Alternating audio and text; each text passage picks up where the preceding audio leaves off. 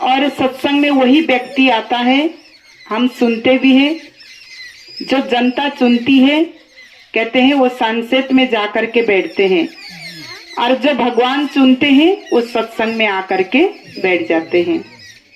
इसलिए हमारे ऊपर भगवान की कृपा है, आज हमको सत्संग मिल रहा है। हम अपने सोए हुए भाग्य को जगाने का एक सुनहरा अवसर प्राप्त मिला हुआ है। इस सत्संग की महिमा समझाते हुए संत श्रोमणी तुलसीदास जी महाराज कहते हैं,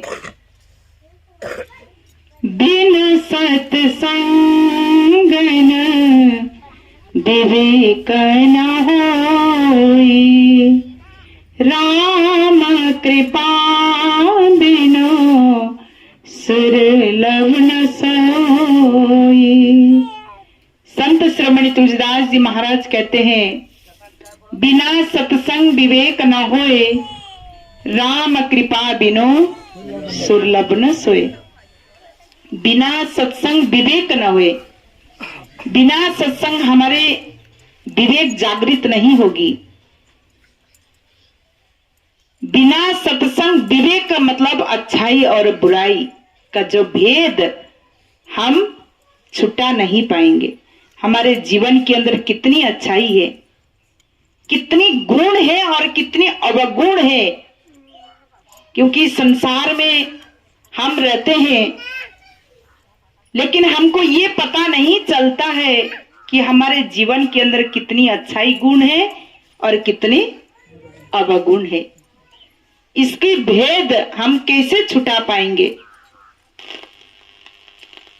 तो इसको भेद छुटाने के लिए, भेद जानने के लिए हमको सत्संग की आवश्यकता है। जब जीव सत्संग में आता है तो अपने अवगुण को समझ लेता है, मेरे जीवन के अंदर कितनी अवगुण है और मेरे जीवन के अंदर कितनी गुण है। जब सत्संग में आता है वो अपने अवगुण को निकाल देता है सत्संग के द्वारा, और जीवन के अंदर अच्छाई को ग्रहण कर लेता है।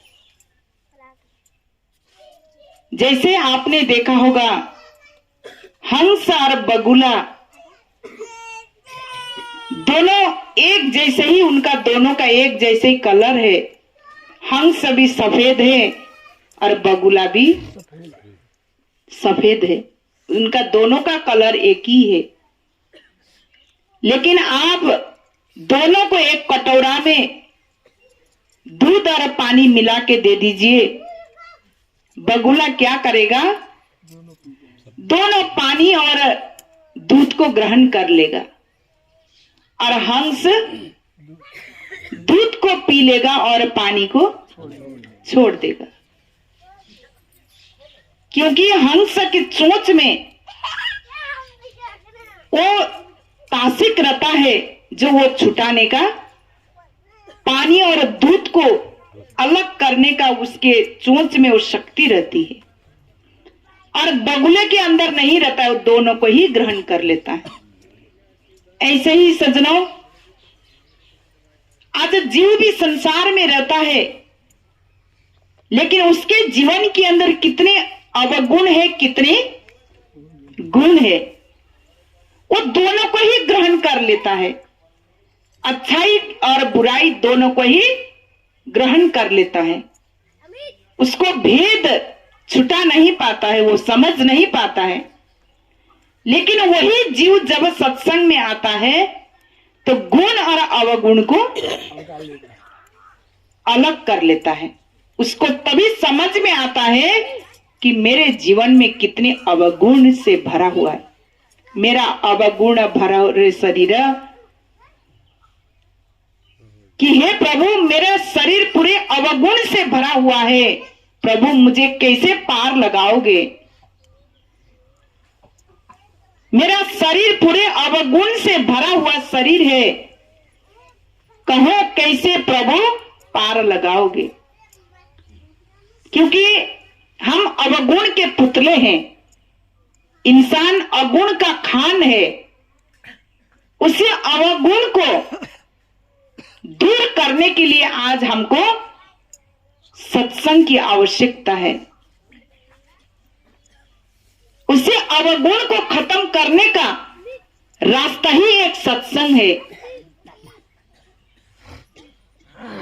इसीलिए संतों ने भजन के माध्यम द्वारा समझाया, मैली चादर ओढ़ के कैसे, मैली चादर ओढ़ के कैसे द्वार तुम्हारे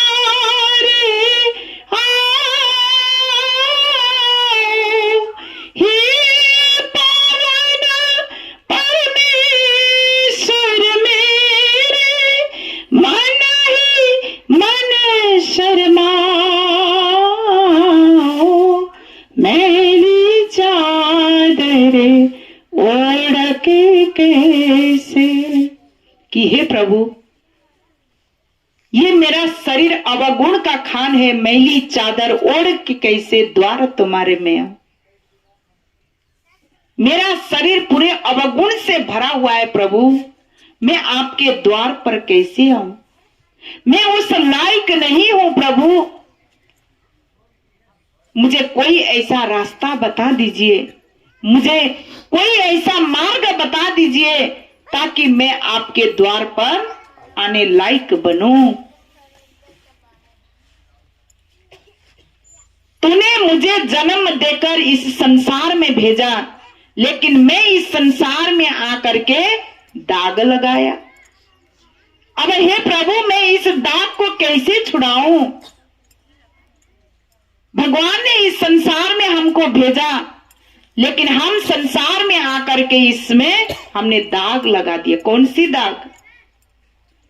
काम, क्रोध, लोभ, मोह, अहंकार रूपी दाग ने हमने संसार में आकर के दाग लगा दिया।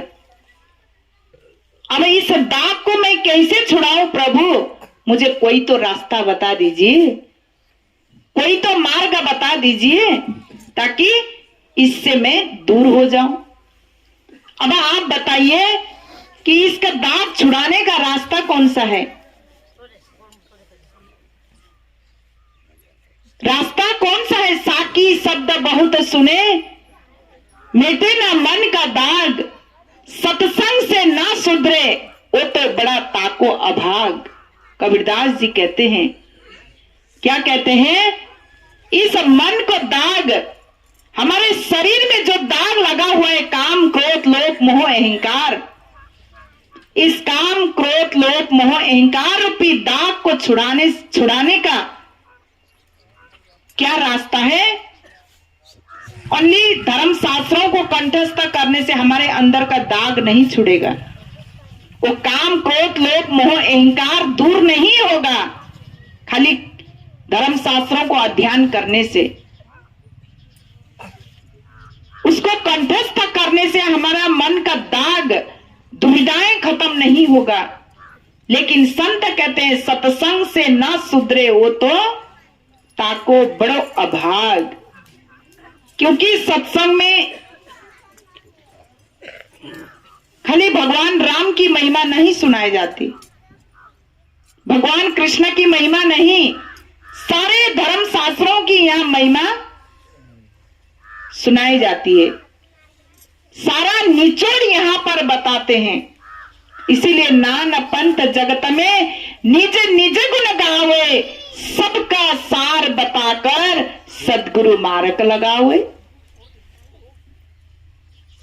या खाली रामायण की महिमा नहीं सुनाते हैं, भगवान शिव की महिमा नहीं सुनाते, सारी धर्म शास्त्रों की निचोड़ बताते हैं। अरे ऐसे सत्संग रूपी मार्ग में आकर के भी जीव अपनी दुविधाओं को खत्म नहीं करता है, तो संतों ने क्या बताया? उससे बड़ा अभाग व्यक्ति कोई नहीं है। उससे बड़ा अभाग व्यक्ति संसार में कोई है ही नहीं। तो इसीलिए हे मानव, सत्संग में आकर के अपने अवगुण को निकाल दो, और गुण को ग्रहण कर लो, तो स्वतः ही हमारे अंदर आत्मा परमात्मा से मिलने के लिए तरसती है। जब जीवन के अंदर अच्छाई गुण आने लगता है तो जीव भगवान की तलाशी करता है। करता कि नहीं करता बताइए? स्वतः ही उसके अंदर आत्मा परमात्मा से मिलने के लिए तरसने लग जाती है। तो आत्मा परमात्मा को ढूंढती है तो वो जीव स्वतः ही सत्संग में आकर के परमात्मा से मिलने का एक वायदा करता है। इसीलिए सज्जनों संतों ने कहा, गुरु पैया पढ़ू हरि से मिला ही दीजोरे, 68 तीर्थ गुरु चरणों में भव से पार लगा ही दीजोरे, और विष की लहर उठत घट अंदर अमृत बुद्ध सुबाही दीजोरे। संतों ने क्या समझाया? जब जीव आत्मा परमात्मा से मिलाने के लिए कोशिश करता है, ढूंढता है, तो सदगुरु महाराज जी उसको सत्संग में ला करके क्या कर देते हैं? गुरु महाराज जी भगवान से मिला देते हैं। और जब इंसान भगवान की प्राप्ति कर लेता है, भगवान को पा लेता है, तो सज्जनों उसके अंदर का जो काम क्रोध लोभ मोह अहंकार स्वतः ही समाप्त हो जाता है, दूर हो जाता है। तो इसीलिए सज्जनों आज ऐसे मौका हम सभी को मिला हुआ है, क्योंकि हम अपने जिंदगी को महत्व को नहीं समझते हैं। ये जिंदगी भगवान ने क्यों दिया, ये जिंदगी भगवान ने हमको संसार में क्यों भेजा, इस चीज को हम समझना नहीं चाहते हैं। तो आइए एक भजन रखूंगी, सभी मिलके भजन में साथ बोले श्री सद्गुरुदेव महाराज की जय। भजना बिना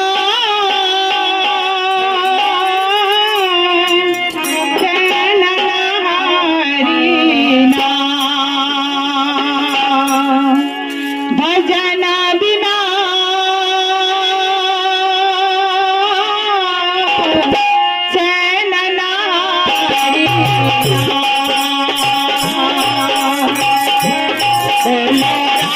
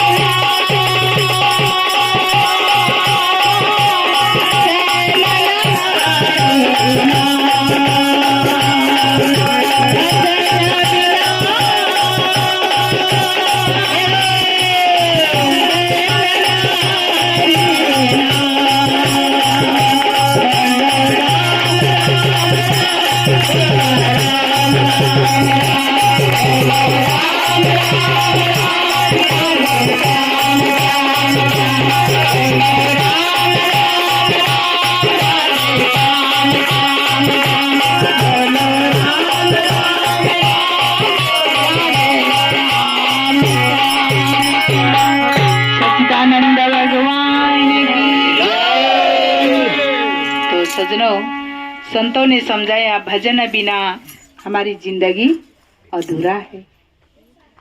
जीवन तो भगवान ने दिया है, लेकिन संसार में आकर के हमने भगवान की भक्ति नहीं किया। संसार में आकर के हमने सद्गुरु को पहचान नहीं करा, और सद्गुरु को पहचान करे बिना हम अपने जीवन की महत्व नहीं समझ पाएंगे। क्योंकि सद्गुरु महाराज जी हमको सत्संग के माध्यम के द्वारा जीवन के महत्व को समझाते हैं कि हे मानव, ये जीवन खाली खाना पीना सोना ही नहीं मिला है, ये जिंदगी भगवान की भक्ति करने के लिए मिला है। ये जिंदगी परमपिता परमात्मा की भक्ति करने के लिए भगवान ने दिया है।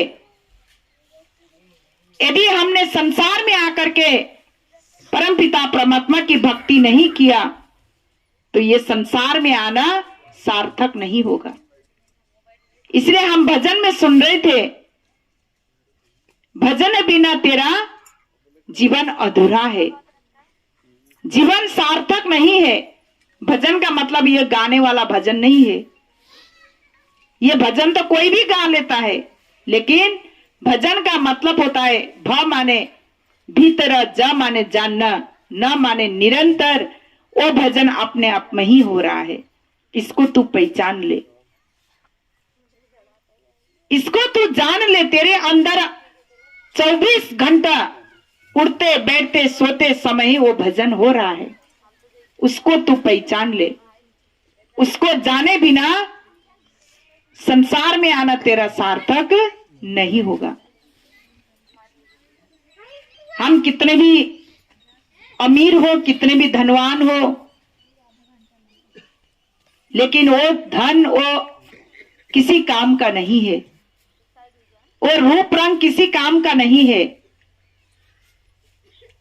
वो परिवार किसी काम के नहीं है, जब तक हमने संसार में आकर के सदगुरु को नहीं जाना, सदगुरु की खोज नहीं करा। सदगुरु महाराज जी है भगवान से मिलाने का रास्ता बताते हैं। हम भजन में सुन ही रहे थे कि सदगुरु महाराज जी के श्री चरणों में 68 तीर्थ धाम रहता है, और जब इस 68 तीर्थ धाम में हम डुबकी लगा लेते हैं तो सदगुरु महाराज जी हमको सहजे भगवान की प्राप्ति करवा देते हैं। हमारे अंदर अनेक प्रकार की लहर है, विषय की लहर उठे त घट अंदर, अमृत बूद चुबाही दीजोरे। कि हमारे अंदर अनेक प्रकार के बीज तेरी मेरी क्यों किंतु परंतु ये दुनिया भर की अनेक प्रकार के लहर उठता है। इसको खत्म करने का एक ही मार्ग है, इसको खत्म करने का एक ही रास्ता है। मैंने पहले ही बता दिया, हमारे जीवन के अंदर अच्छाई और बुराई हम भेद नहीं छुटा सकते हैं। ये तेरी मेरी जो क्यों किंतु परंतु अनेक प्रकार के शंकाएं हमारे अंदर है, इस शंकाएं को दूर करने के लिए एक ही रास्ता सत्संग है। सत्संग के माध्यम द्वारा ही हम अपने आत्मा को कल्याण कर सकते हैं, आत्मा को मोक्ष की प्राप्ति कर सकते हैं। तो इसीलिए सज्जनों, कल भी हम सुन रहे थे कि जब एक सेठ जी थे और सेठ जी बिजनेस करते थे, उनकी बहुत बड़ी दुकान थी, और कोई गरीब व्यक्ति उसके घर में मांगने के लिए आते थे, कुछ खाने के लिए मांगते थे, कोई कपड़े पहनने के लिए कुछ मांगते थे, लेकिन सेठ जी कभी किसी को दान पुण्य नहीं करते थे। वो हमेशा अपने ही लिए धन बटोरते थे, लेकिन किसी को भला करना नहीं चाहते थे। लेकिन एक दिन शरीर में ऐसा बीमार लगा, ऐसे बीमार हो पड़े कि गांव के लोग उनको घृणा करने लग गए। उनके शरीर में अनेक कुष्ठ रोग ने सताया, शरीर धीरे धीरे गलने लग गया, धीरे धीरे उनका शरीर सड़ने लग गया। गांव के लोग उनको घृणा करने लग गए, थू-थू करने लग गए। तो सभी गांव के लोग मिल करके सलाह करे कि ये सेठ जी को यहां रखेंगे, घर पे गांव में रखेंगे तो ये सारा गांव में बीमारियां फैलेगी, क्योंकि कुष्ठ बीमार ऐसा है एक दूसरे को हो जाता है। तो सेठ जी को गांव से बाहर निकाल दिया जाए। तो क्या किया, आंख में बड़ी मोटी पट्टी बांध दिए और बांध करके काशी में जो गंगा जी के घाट में ले जाकर के सेठ जी को छोड़ दिए। अब सेठ जी वहां पर तड़पने लगे, शरीर में सुई चुभे जैसे शरीर में चुभ रहा है, शरीर धीरे धीरे पूरा गलने लगा, भूख लगती है, खाने के लिए कुछ नहीं है, कोई उनको मांगते भी देते नहीं है, और प्यास लगती है, बड़े मुश्किल से जाते हैं गंगा जी में पानी पीते हैं, भूख लगती है, भूख मिटाने के लिए कोई अन्न नहीं है, बड़े तड़पते हैं, चिल्लाते हैं घाट में। तो उन्होंने एक नाम सुना था कि जिसके सामने जाने से उनकी खाली एक वाणी मात्र से भी सारी शरीर की पीड़ा दूर होता है। तो उनका नाम था दलान स्वामी महाराज जी। वो अंतर्यामी थे, तो उनको भगवान शिव के रूप में भी मानते थे लोग। और बड़े तड़प रहे थे, उधर से दलान स्वामी महाराज जी आ रहे थे, बड़े जोर जोर से चिल्ला रहा था वो व्यक्ति, सेठ जी। और जैसे दलान स्वामी महाराज जी सामने आ गए, वो और जोर से चिल्लाया। दलान स्वामी महाराज जी वहीं पर खड़े हो गए। खड़े होकर के उससे पूछे, तू कौन है? वो सेठ जी कहता है, मैं सेठ हूं, गांव का बहुत बड़ा सेठ था, मेरे बहुत बड़ा बिजनेस था, लेकिन मेरे शरीर में ऐसा बीमार लगा कि गांव वालों ने मुझे गांव से मुझे बाहर कर दिए। अब मुझे खाने के लिए भी नहीं है, मैं खाने के लिए मुझे भूख लगता है पेट में, मैं किसी से मांगता हूं, मुझे कोई देता नहीं है, क्योंकि मैंने किसी को दिए ही नहीं। कभी मैंने किसी को एक कंच पैसा भी मैंने किसी को दान नहीं करा, तो मुझे कौन देगा? मुझे खूब सहारा लेने के लिए लोग आते थे, सहारा मांगते थे। कोई भूखा व्यक्ति आता था, खाना मांगता था, मैंने नहीं दिया। कोई पहनने के लिए कपड़े मांगते थे, कभी मैंने दिए ही नहीं। तो अब मुझे कौन देगा? अब मैं अभी इतना, मेरा शरीर में इतना पीड़ा है, मैं इतना दुखी हूं, मेरा शरीर धीरे धीरे गल रहा है, सड़ रहा है, क्योंकि कुष्ठ बीमार शरीर को गला देता है, मांस को गला देता है। अब मैं क्या करूं? लेकिन मैंने एक नाम सुना है कि ये काशी में दलान स्वामी महाराज जी रहते हैं, उनकी वाणी मात्र से भी बीमार ठीक हो जाता है, क्या मुझे उनसे मिला दोगे? अब उस जो खड़ा था वो कौन था? वही थे, लेकिन वो पहचान नहीं पाया।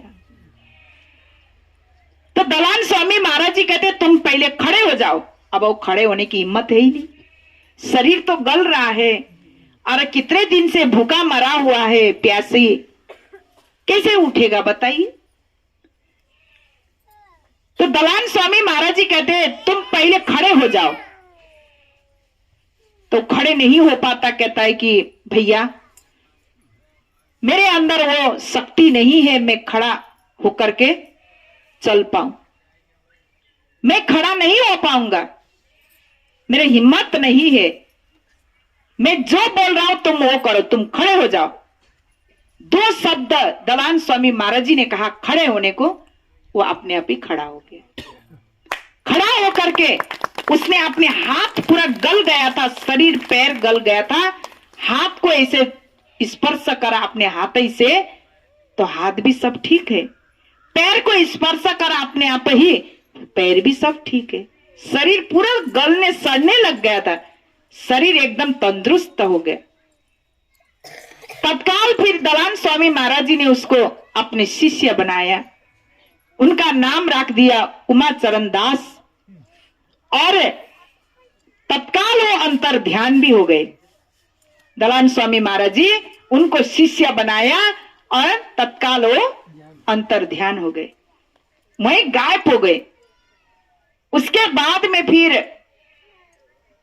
काशी के नरेश जो राजा है, वो नाव में बैठ करके गंगा जी में तैर रहे थे, मतलब गंगा जी में भ्रमण कर रहे थे।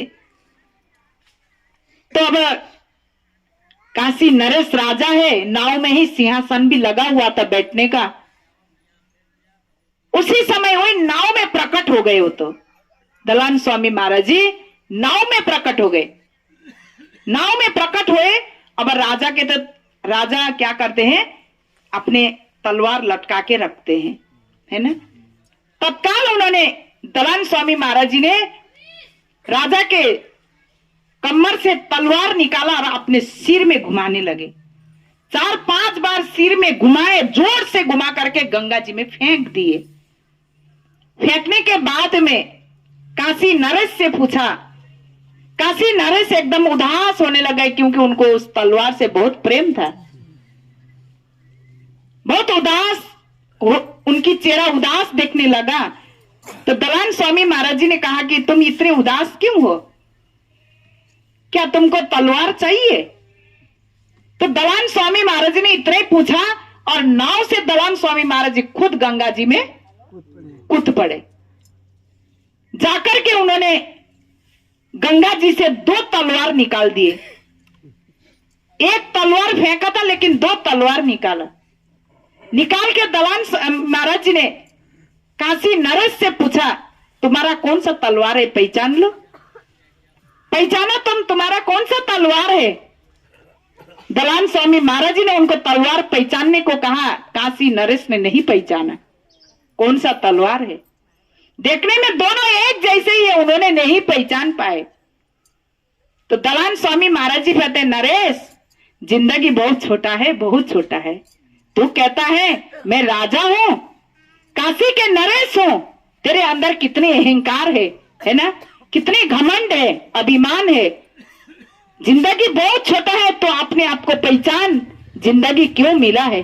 जब तूने तेरा तलवार नहीं पहचाना तो खुद को कैसे पहचानेगा, तू बता। दयानंद स्वामी महाराज जी ने कहा, तूने खुद को नहीं पहचान पाया, आज तू अपना तलवार को तू नहीं पहचान पा रहा है तो खुद को कैसे पहचानेगा। तू कहता है मैं नरेश हूं, मैं राजा हूं, लेकिन तेरा सोच बहुत छोटा है और तेरी जिंदगी बहुत छोटी है। तो अपने आप को पहचान और परम पिता परमात्मा की भक्ति करने की कोशिश कर। बताइए, दयानंद स्वामी महाराज जी एक संत थे, बहुत पहुंचे हुए उच्च कोटि के संत थे। आज उन्होंने ऐसे काशी के नरेश जो राजा को भी उन्होंने इतनी बड़ी शिक्षा दी है। आज हम कहते हैं संसार के सब सुख मिलने से ही हमारे लिए सर्व ही सर्व है ना, लेकिन संसार का सुख क्षणभंगुर है। नहीं दरिद्र साम दुख जग नाई, संत मिला साम सुख जग नाई। संत कहते हैं कि ये संसार के दरिद्र के समान और दुख कुछ नहीं है, उससे बड़ा दुख और कुछ नहीं हो सकता है। लेकिन संत मिलने ही सबसे बड़ा सुख बताया गया। दरिद्र वो नहीं कहते हैं जो हमारे पास कुछ नहीं तो हम दरिद्र हो गए, है ना।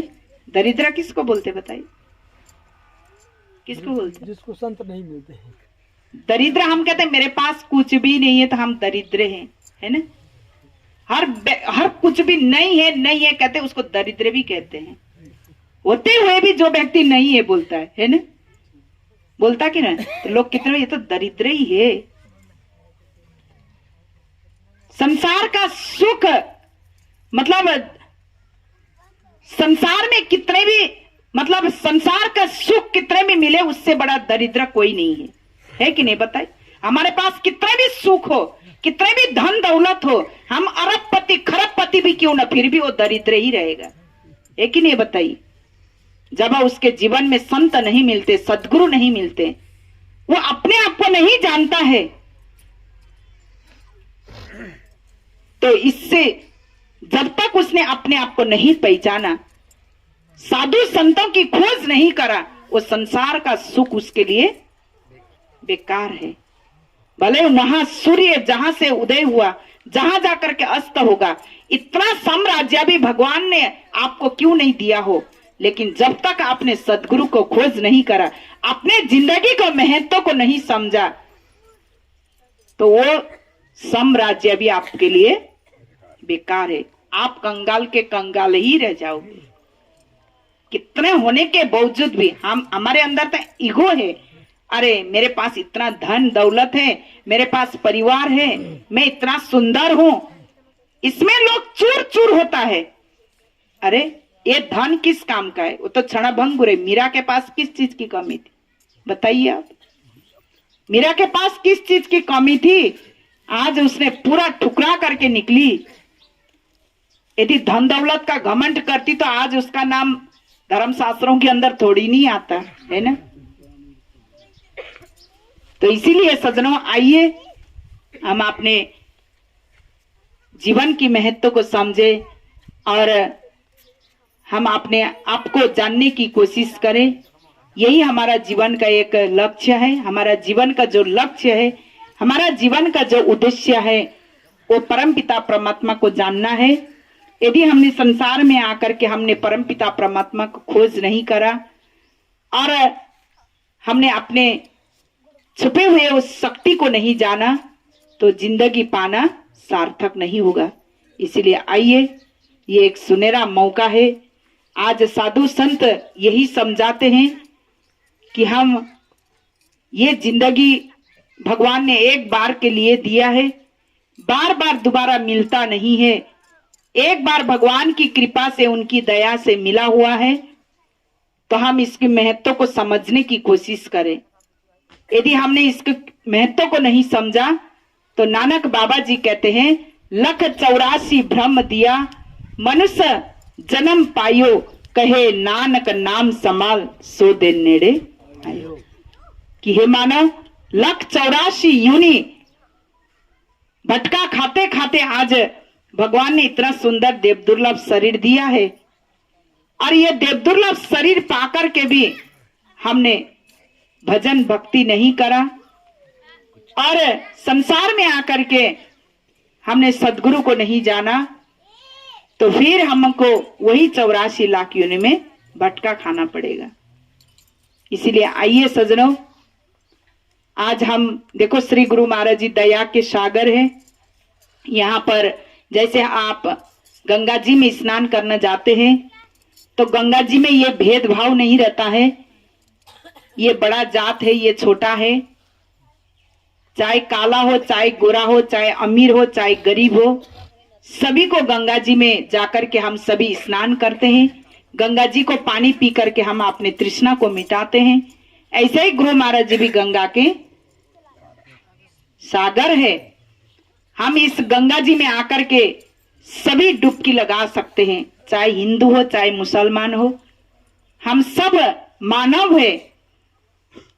आज जब भगवान ने, अल्लाह तल्ला ने जब इंसान बनाया, एक मिट्टी के ढेला में फूंक मारा, चलता फिरता इंसान बन गया।